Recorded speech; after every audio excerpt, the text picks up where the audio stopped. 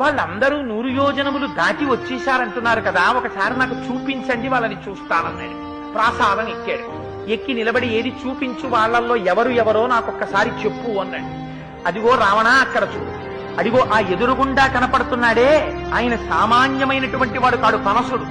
ఆయన అంత విశాలమైనటువంటి శరీరమున్నవాడు చతుష్పాదులలో వేరొకడు లేడు. అదిగో పక్కన కనపడుతున్నటువంటి వాడు సుగ్రీవుడు. అదిగో చూశావా, గద ఎత్తి అరుస్తున్నాడు, రారా రావణ పైకని. ఆయన అక్కడ అరుస్తుంటే ఇక్కడ లంకాపట్టణంలో ఉన్న అంతఃపురాల యొక్క ప్రాసాదములు గోపురములు కదులుతున్నాయి. అంత పెద్ద నాదశక్తి ఉన్నవాడు.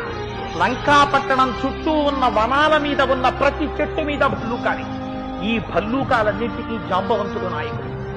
ఆయన త్రివిక్రముడికి 21 సార్లు ప్రదక్షిణం చేశాడు.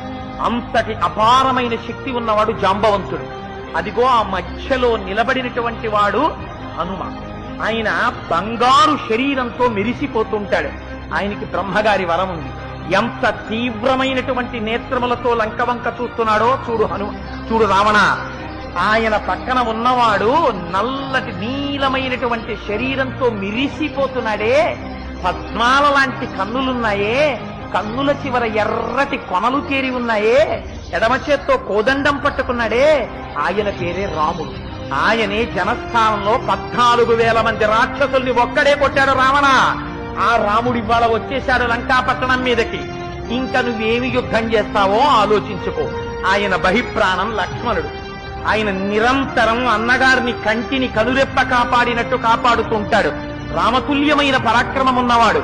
ఎన్ని అస్త్రశస్త్రములు రాముడికి తెలుసో అన్ని లక్ష్మణుడికి తెలుసు. వాళ్ళ కోదండము నుండి ఆ బాణములు వినిర్ముక్తమైతే కాపాడగలిగిన వాడు వేరొకడుండడు. అటువంటి రామలక్ష్మణులు, ఈ సైన్యము అంతా వచ్చింది.